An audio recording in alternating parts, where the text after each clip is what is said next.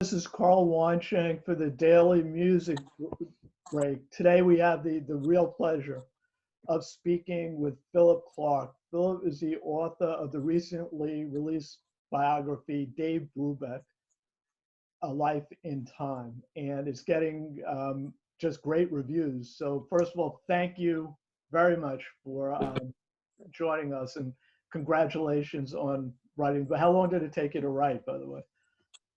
Well, thank you, and it's nice to be with you. It took me about the actual sort of sitting down to write was about 2 years, but then there was sort of 20 years worth of, if not longer, sort of thinking about Dave's music and obsessively collecting records and comparing different performances. So it's a sort of it's a sort of lifetime's book really. But the actual sort of sitting at the desk, I took about 2 years. Well, that it must be kind of nerve-wracking waiting for the reviews to come in after spending so much time. It's a curious one because before this I was a music journalist, and I was the guy on the other side kind of dishing it out. Right. And and to have it come the other way was quite strange. But actually, I thought there might be a few people with scores to settle. But actually, with a few exceptions, the reviews have been really good. They're very understanding, they're very insightful. So I mean, it's been great. It's been a great experience. Well, congratulations. Thank you. I began reading Brubeck's bio in Wikipedia, and it seemed almost to me like it was a bio of a classical musician or a math genius.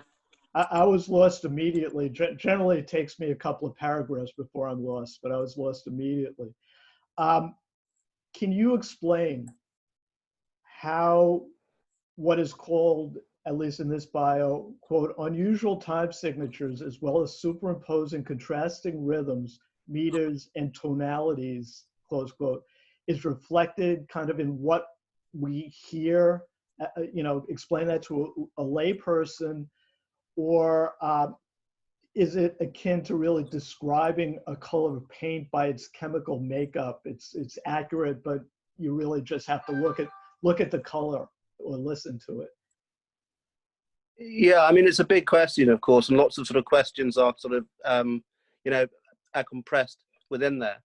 But I mean, the thing that Dave was really interested in, and this sort of cuts across, his use of harmony and his use of time, was having different things overlap and allowing sort of making space for things that ordinarily wouldn't be in the same sort of musical space. Allowing those things space to kind of argue it out and to be sometimes they're not even to be reconciled, but just to sort of cohabit in the same space and sort of feed off the energy of each other. And in terms of time signatures, he felt very strongly that the bebop guys, sort of Charlie Parker, Dizzy Gillespie, Max Roach, Thelonious Monk had done had sort of really sort of pushed the language of jazz and in terms of harmony from the swing era and classic jazz. They'd really kind of discovered all these kind of sub clauses in harmony and incredibly sort of intricate harmonic relationships they could build their tunes over. And he simply asked at the question, why has nobody done this in terms of meter? Because probably 99.9% of bebop performances are in 4. There might be the occasional waltz, but basically they're all in 4. So Dave simply asked that question, why hasn't this happened with a meter? And in his mind, he was he has studied with the great composer Darius Milhaud, who was a French a composer who had sort of been around in Paris in the early years of the 20th century, and had sort of heard Stravinsky and Ravel and Debussy and all these composers had worked with different sort of time signatures, asymmetrical time signatures. So there was that, and also he had a record of African music from the Congo, different sort of drum beats, And listening to that, he realized that, whereas, a Western music, if it's in a, if it's in a four, it's, it's in a very sort of clear four, and the beats are kind of drop the way you expect them. But in African music, there's all these kind of overlapping beats, that kind of, that never quite fall the way you expect them, and they're not necessarily in a kind of, in a kind of regular groove. So sort of that added to what he'd learned from Mio, that sort of gave him, well, that was one of the things that sort of gave him the idea about using time in this way.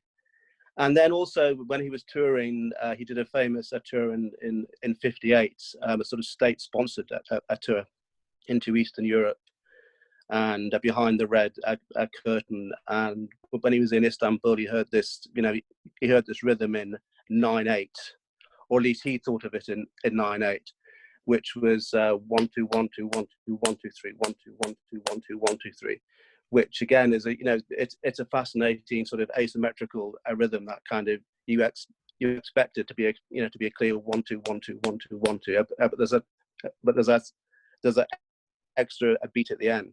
So he sort of he put all these ideas together and came up with a Time Out. And there was a similar thing with harmony. Again, Mio, one of Mio's sort of expertise was polytonality and bitonality, which simply means putting different keys together, and immediately you put different keys together. There's a kind of tension in the harmony. There's a kind of, it's a bit like putting two colors together in a color spectrum. They kind of rub against each other. And Dave was very inspired by Mio to do that. And he found if you took a standard like a Sweet Georgia Brown or a Body and Soul, and you put sort of polytonal harmonies in it, it kind of clawed up and at the structure, it kind of opened it up into kind of fresh, into a kind of fresh thing for exploration. Mm-hmm. So that was, that was the basis of the idea. And your question, I think you asked about how listeners are supposed to perceive this, and is that right, or was it more nuanced than that? Well, what I'm thinking is, as I was, listening to, as I was putting questions together. Yeah. For someone who's just a listener, is it demanding music? Like bebop came along, and a lot of it is very beautiful, but a lot of it is almost challenging in its nature. And I think I put too much into that first question, so I apologize for that. No, it's fine. I know. Well, no, it's an interesting question with Dave, because on the surface it's very non-threatening. A tune like It's a Raggy Waltz, or a Three to Get Ready. Three to Get Ready, could almost be a kind of Haydn, a minuet, and It's a Raggy Waltz is a very sort of jaunty tune. But I mean, the fascinating sort of tension within Dave's music is that there is that side of the music that is very appealing, extremely charming. You put on Time Out and you're immediately sort of drawn into the sound of a Paul Desmond, a saxophone, and right. And it's a very it kind of smiles at you at the music often. Mm-hmm. But the interesting thing is, often in Dave's solos, you wonder how a musician who has soloed in that manner became so popular, because there are times he just leaves the kind of the harmony of the piece behind and goes into into the sort of wild beyond his often his sort of chords and harmonies are incredibly dense. And and he's not that interested as sometimes in sort of sticking with the rhythm section. He's quite happy to go off into the beyond. So it's a kind of it's a sort of it's a fascinating plurality, right. Really, and it and it comes from if your thing is putting together ideas that don't necessarily blend or fuse, then of course the thing isn't going to kind of sit sort of comfortably over a groove. It's like it's like if you put kind of strawberries and nuts and soup in a pan, it's not going to be a kind of it isn't going to be like a sort of smooth blend. It's going to be sort of a bumpy and awkward. Yeah. And that's kind of great. There's nothing wrong with that. I don't see why music has to be neat. Music can be sort of music. Often I think music is fantastic if it doesn't quite work, whatever work means, if it's a bit sort of messy. Right. And Dave, Dave sort of reveled in putting things that together that under normal circumstances that nobody else I would have thought to have put together. And he often in his solos he'd introduce one idea, another idea, and then sort of try and sort of negotiate a bit between them. And it's and there's a sort of sometimes it's a sort of rocky ride, and they never quite reconcile, and at other times they just suddenly kind of snap, and become at the same thing. And both of those were equally acceptable to him, actually.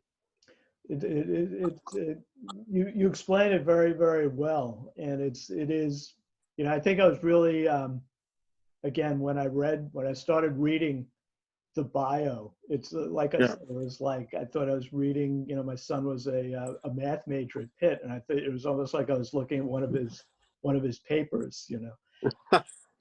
I'm going to skip over most of the kind of purely biographical elements. If folks are interested, they could. I hear there's a great new book out about all of that. But there are a couple of high level things. In general, did he have to work hard to get people to believe in his music, or was the acceptance and the fame that comes with it comparatively easily achieved to some other musicians? No, I mean, he worked incredibly hard. I mean, he, eventually he became obviously incredibly successful and incredibly wealthy. And I don't know if you've seen at the house he had commissioned in Connecticut has just gone up for sale in the last week. It was finished in 1963 in a Wilton, and it's the most extraordinary house. And I mean, obviously he became incredibly wealthy and successful. But I mean, at the beginning, no, I mean, not at all. His first group was an octet that I think they played about sort of 2 jobs in over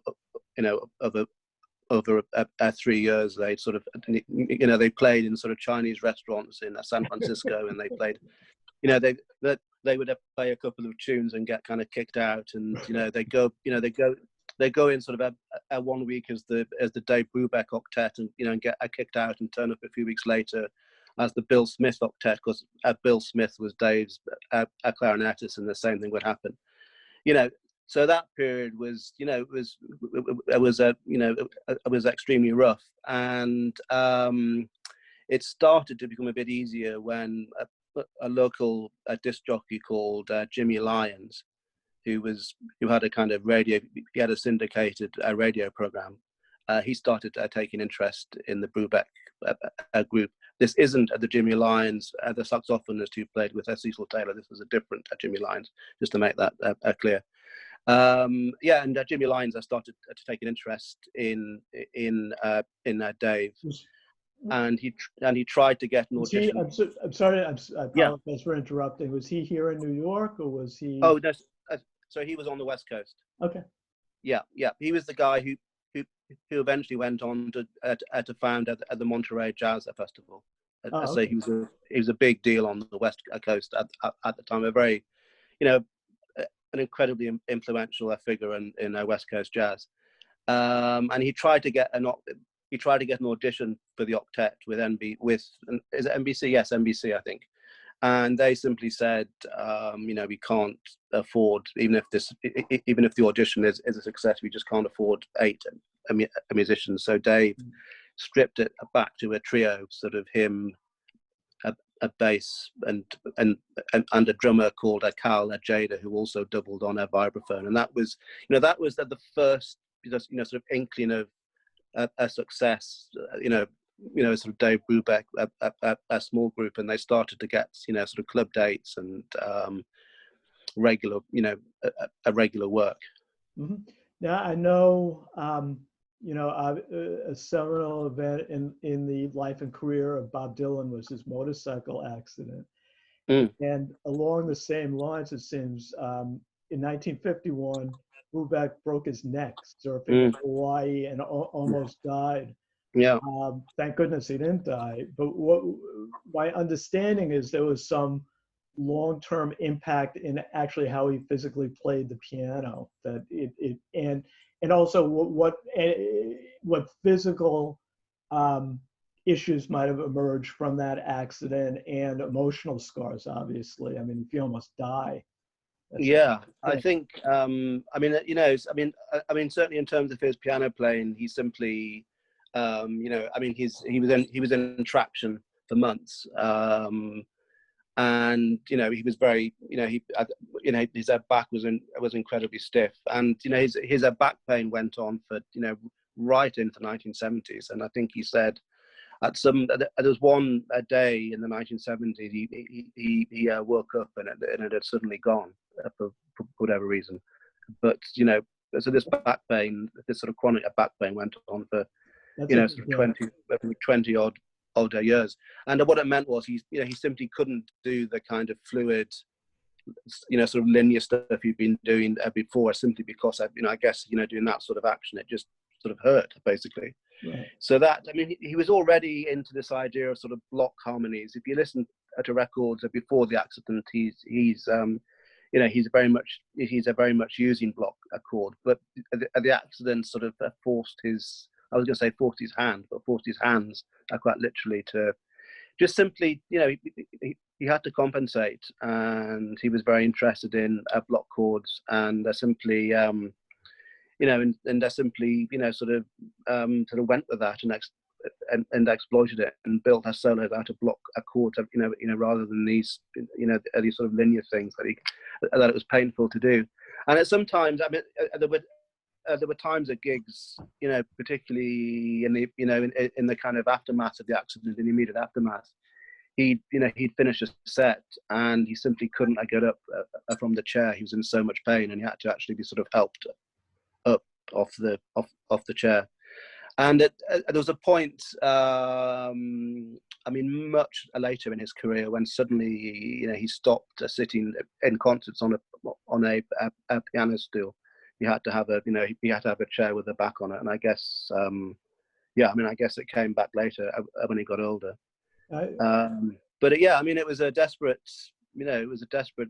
situation. They were him and his family were in Florida, and they were, this was another club job which had got him out of financial dire straits, and everything was going very nicely, and then sort of bang, he had his accident, and him and his family were kind of stranded in Florida, and sort of Dave in hospital, and no money coming in, and so it was a desperate situation, and they were sort of stranded there for, I can't quite remember, but sort of 2 or 3 months until Dave recovered. And he didn't recover, but he recovered sufficiently to go home.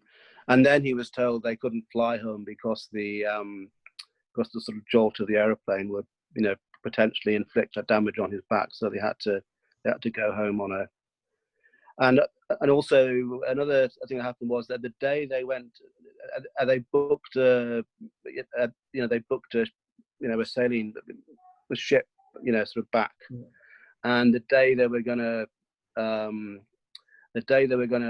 go, his eldest son, Darius, got bitten by, I think it was a locust or something, and suddenly his sort of body was sort of swelling up everywhere. And they went back to the hospital where Dave had just been released from, and this nurse had put this kind of horrible kind of sticky brown fluid all over Darius's body, and sort of wrapped him up in this in these bandages, and apparently they sort of sat on the boat all the way back stinking of this brown stuff, and everyone avoided them on the boat.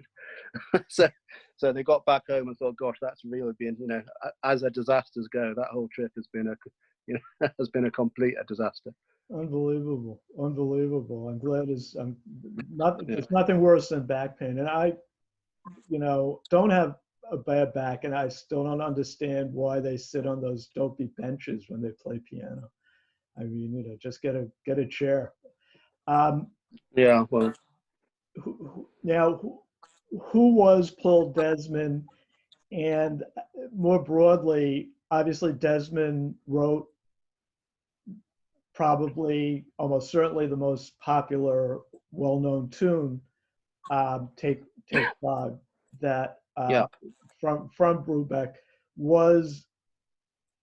Who was Desmond, and was it a long-term musical relationship, or are those two names linked so closely just because Desmond wrote "Take Five"? Well, Desmond was born in San Francisco.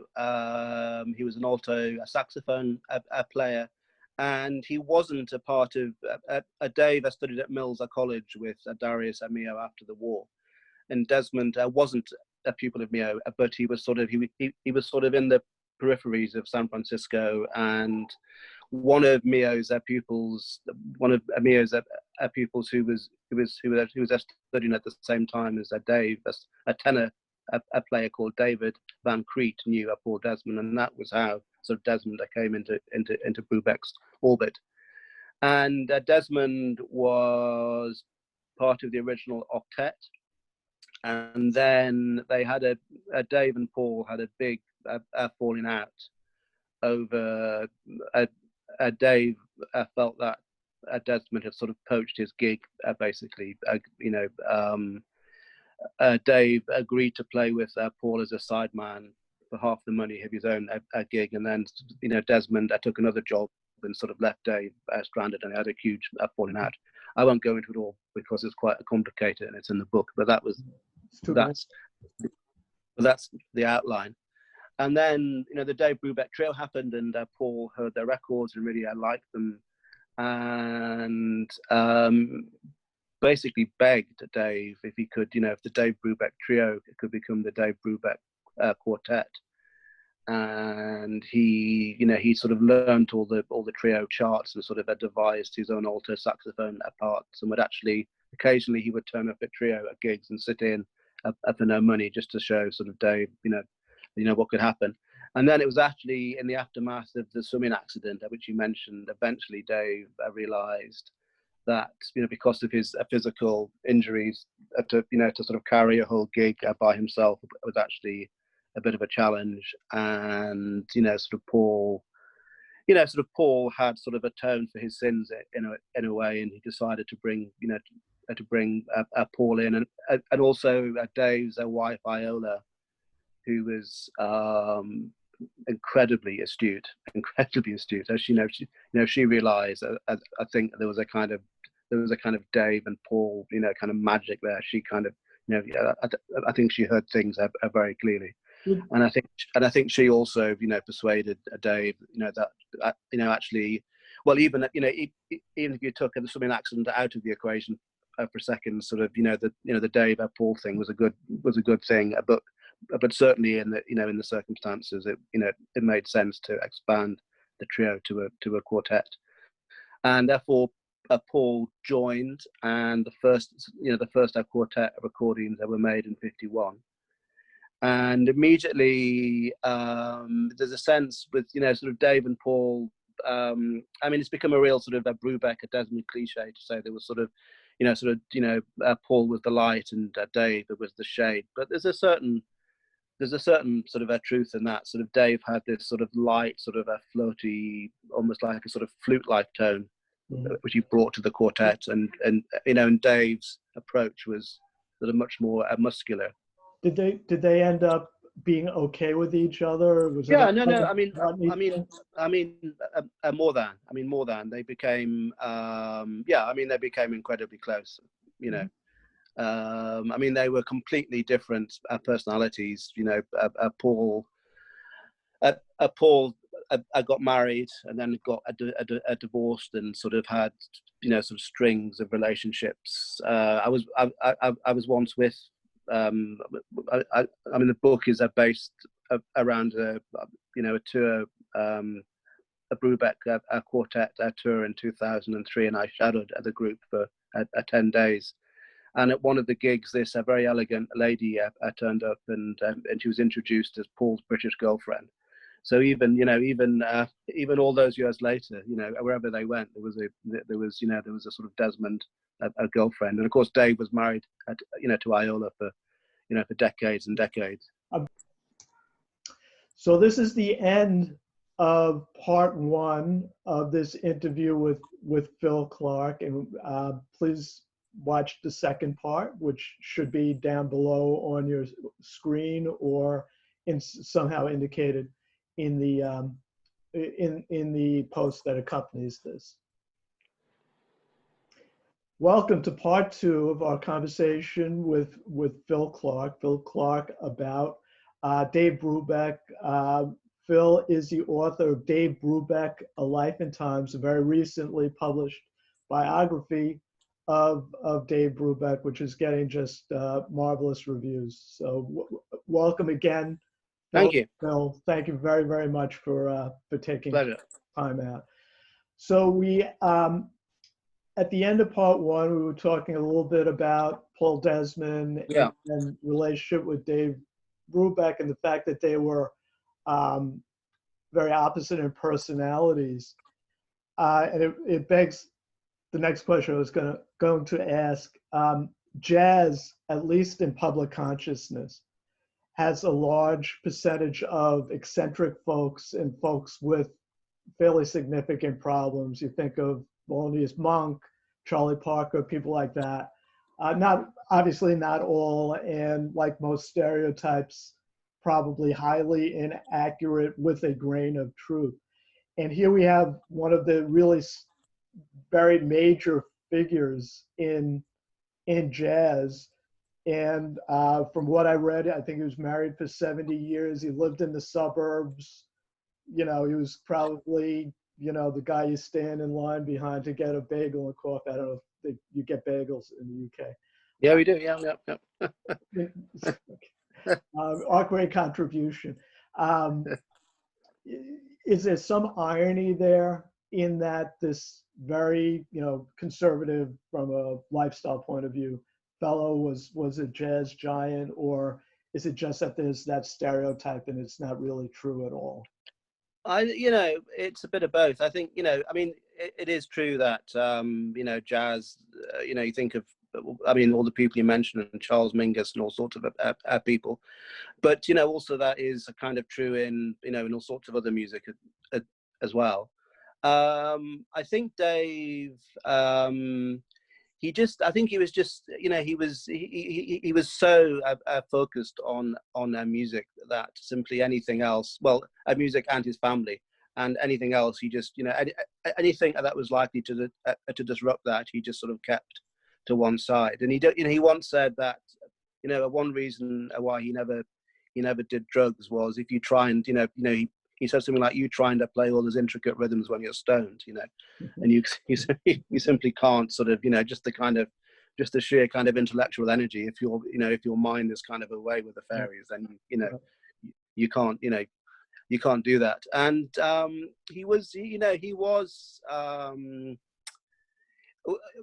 when he came out on stage, he had this incredible charisma and magnetism, and you know, I mean, I saw him play in enormous concert halls, and as soon as he walked out, he just sort of had the audience in his hand, and there was a kind of warmth and a generosity to him that, you know, that really managed to communicate. And, you know, even into well old age, he would do the, you know, he would play a gig, and he's, you know, up into his kind of late 80s, and then he would sort of happily sit backstage afterwards, you know, for hours signing. Right. You know, sort of signing albums and their CDs, and people would, people would come and say, "I saw you in 1962," and you know, and he would sort of, you know, so he was incredibly generous and approachable, And somehow there was just this kind of spirit of generosity in the music that he sort of, that he carried around with him. And again, I guess it comes back to what I said in part one.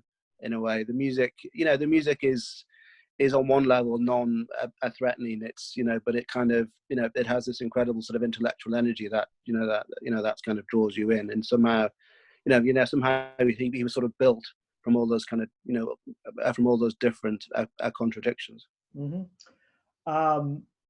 I saw him very late in his life, and it was, I noted what you said. It's a, and I was glad I got the opportunity to. It was beautiful. It was an outdoor. When was that? It was at the Planting Fields Arboretum on Long Island, and it was probably 15. It was a few years before he died. It was probably in the mid '90s, I want to say. Oh, okay. So did he have Bill Smith with him on clarinet? Or I don't know. I don't know. Okay. But it's a beautiful. If you're ever on Long Island, Long Island actually is a lot prettier than it's the stereotype of Long Island. So it's actually a beautiful, beautiful place. I've been there. Yeah. No. Oh, yeah. It's great. And they don't have concerts there anymore for some reason, which is a real shame. I'm sure that one of the big elements in the book you wrote and in the the life of Dave Brubeck is race. I think it's an issue that can't be gotten around. Could you please tell the story of the Time magazine cover and Duke Ellington, and then and then comment a little bit more broadly on just that whole issue. I'm not even going to phrase it in a question. It's you've forgotten more about it than I'll ever know. But it's such a big issue, really. I mean, the Time magazine story is kind of, it is emblematic of so much of it in a way. It's often there's a misconception that Dave was the first jazz musician on the cover of Time Out, on the cover of Time magazine, and that's not true. The first was Louis Armstrong. But you often see that one of the myths that sort of percolates around is that Dave was the first. But at the time, so this was 1954, I think it was. Yes, 54, and Dave was making his first studio album for Columbia, which was called Brubeck Time, and the sales team at Columbia kind of knitted together this a PR package, which included a cover on Time magazine, and somehow even before Dave was doing sort of consciously, music to do with time signatures, the sort of the whole kind of sort of meta concept of time seemed to kind of, seemed to kind of hang around him really. So so that so there was this big story in Time a magazine, and at the time they were also working on a cover story about Duke Ellington, and I think there was this sort of slight debate about whether Dave would appear first on the cover or Duke. And because of the Brubeck Time album, it just sort of, it just somehow made sense to run the story about Dave at first. But who would guess it that it just so happened that Dave and Duke were on the road together in a package tour. And Dave was in his hotel room, and there was a sort of knock on the door at about 7:30 in the morning. And he put his dressing gown on, and Duke was standing there with a copy of Time, a magazine, which he handed to Dave and said, "Congratulations, Dave." And Dave kind of didn't know whether to laugh or to cry. To be honest, he was so obviously, he was so elated to be on the cover of Time, a magazine, but to have it handed to him by the man who'd been his absolute hero, sort of way back, was quite an emotional moment. And when I was researching at the book at the Brubeck Archive, everything is very sort of ordered by year and month, and you sort of go through the file. And the story I came out at the start of 55, I think, was at the end of 54. I can't quite remember. But anyway, I found, perhaps what would have been Dave's original copy of Time, a magazine, in the folder, and I wondered if that was, the copy that Ellington had actually handed to him in the hotel. Did he? What I read, and you would be able to speak to this. Did Brubeck? Is it true that Brubeck said to Ellington, "It should have been you"? I think that. Well, yes. I mean, that is certainly how it's been reported. But whether but I think certainly he felt that there was like a natural order of things, and obviously, if you're going to run a cover story about any jazz musician, then almost certainly Louis Armstrong should be first. Right. And and Dave had definitely felt that Ellington beyond anybody else really, I should have been.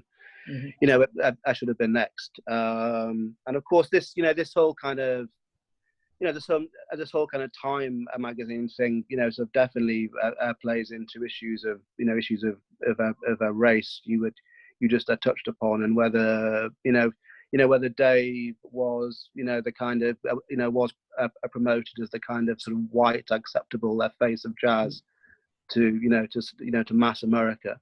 And it's it's a tough thing to quantify. Had Dave Brubeck never existed, I don't suppose Albert Ayler, the avant-garde saxophonist, or John Coltrane in his later years would have got a kind of more coverage than they did. But I think what Dave did was the Brubeck quartet appealed to people who simply hadn't gone to jazz before, and he brought this mass audience in. He certainly didn't patronize them. If you listen to his if you listen to his early records, like kind of Jazz at Oberlin and Jazz at College of Pacific, he's like they improvised for hours on tunes like all the things you are, these kind of long solos. And again, sort of later after the Time Out era, they're sort of live at Carnegie Hall again. It's the sense of improvisational drive is quite audacious. He had brought a mass audience, but he never condescended to them. Mm-hmm. And I think what he did was he helped implant a debate into the kind of mainstream, into the mainstream press about what jazz was, what jazz there could be, what jazz there should be. And he sort of cracked through into that kind of mainstream press in a way which perhaps hadn't happened before, or at least not since the days of Artie Shaw and Benny Goodman, sort of 20 years earlier. Now, his band was integrated. Was that a breakthrough at the time, or had there been integrated major acts?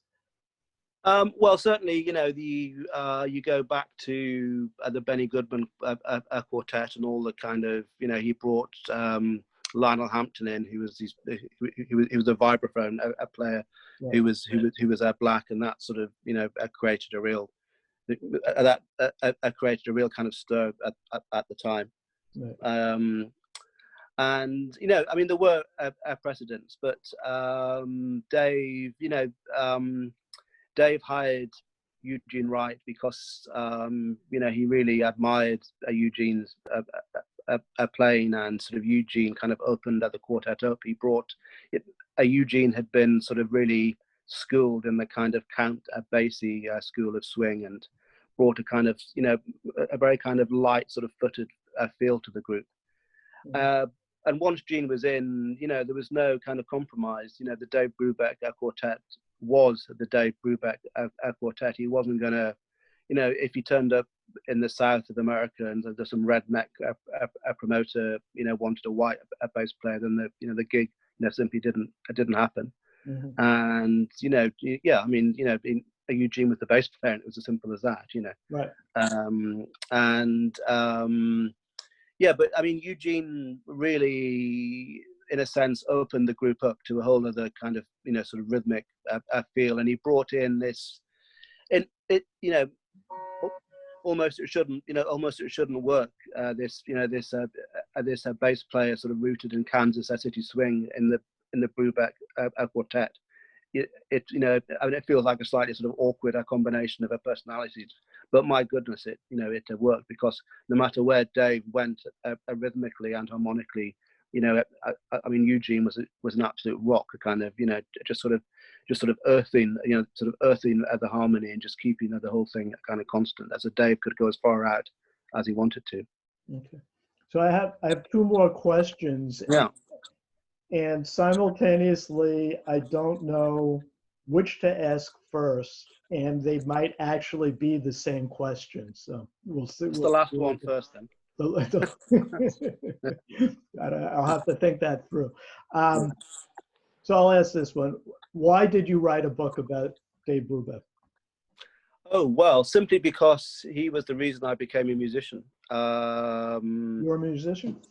Yeah, yeah. My father's a painter, and every night when he painted in the family home, he used to listen to Time Out, and from the age of sort of 6 or 7, I used to keep myself awake to hear Blue Rondo a la Turk.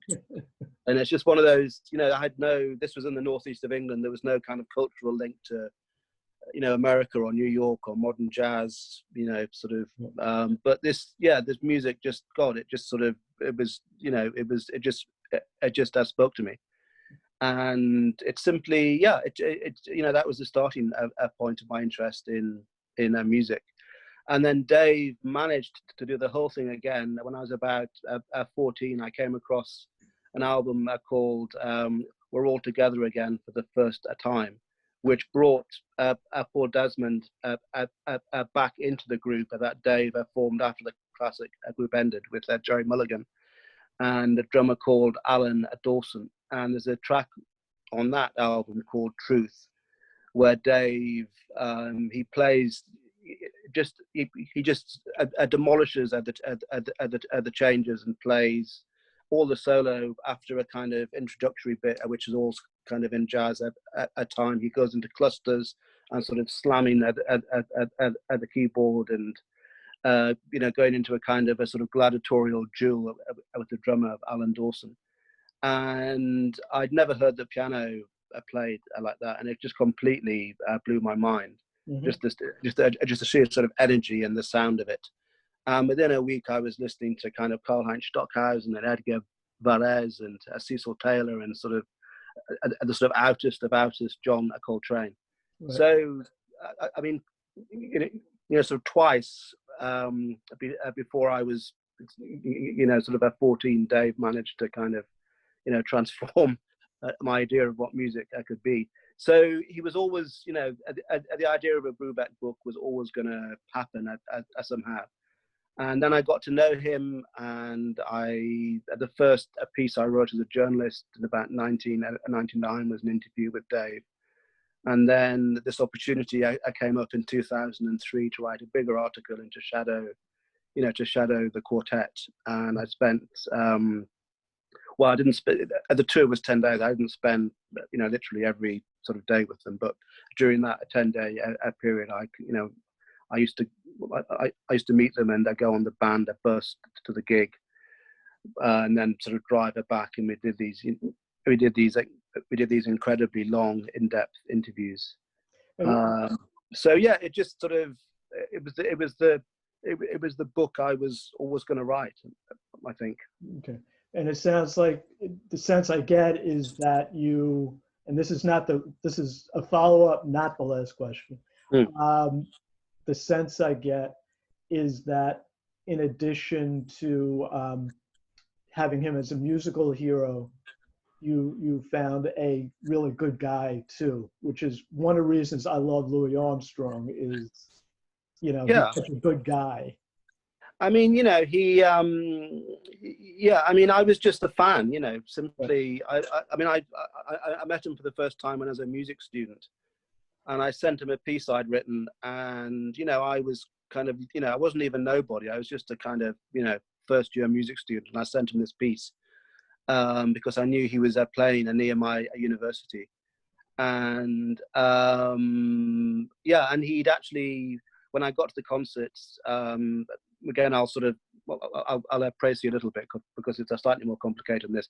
But I ended up at backstage afterwards, and he'd actually had the piece, and he'd written some chords down which he liked, and he played them on the piano.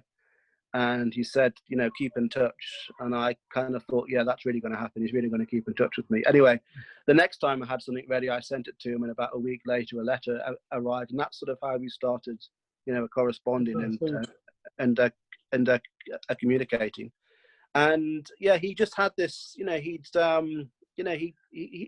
just sort of draw, you know, well, obviously people were drawn towards him, but he, you know, he wasn't like sort of Miles or Keith Jarrett or someone who, you know, if you approach them after a gig, they probably, you know, sort of trying to get you arrested or something. You know, sort of Dave, you know, sort of Dave had this way of, you know, sort of embracing people and, you know, sort of recognizing kindred spirits and respecting, you know, people's sort of views on his music. Beautiful. So I'm going to read something. Yeah. I'm gonna put you on the spot, I think. I'm going to read something from your introduction. I can handle it. I'm sorry? I can handle it. Go for it. You can I'm sure you can handle it.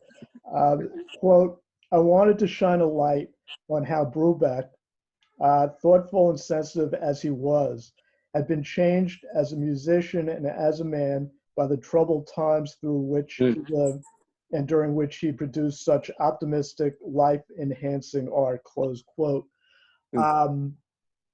What does that, and obviously we're all living through very difficult times now. I mean, it's not debatable. What do you think Dave Brubeck would say to young musicians today through the kind of the lens of what you wrote here? That, you know, art is a way of deflecting all the troubles in the world. You know, the idea that jazz is a music, and you know, sort of well, I mean, he wouldn't have just said jazz. Actually, he would have embraced all music.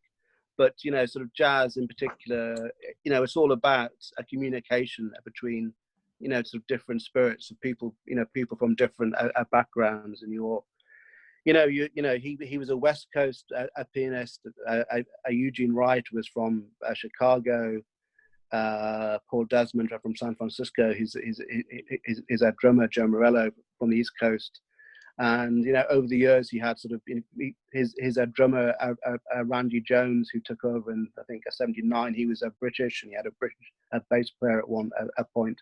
And really, all this music was about, you know, a communication between people of different backgrounds, and you know, people actually, you know, being sensitive enough to listen to people, and you know, sort of, that's, you know, occasionally argue out differences, you know, both verbally and in the music. But really, you know, sort of jazz is about, you know, listening and respecting each other. And if somebody is a soloing, you sort of help them along. You don't sort of get in their way. Right.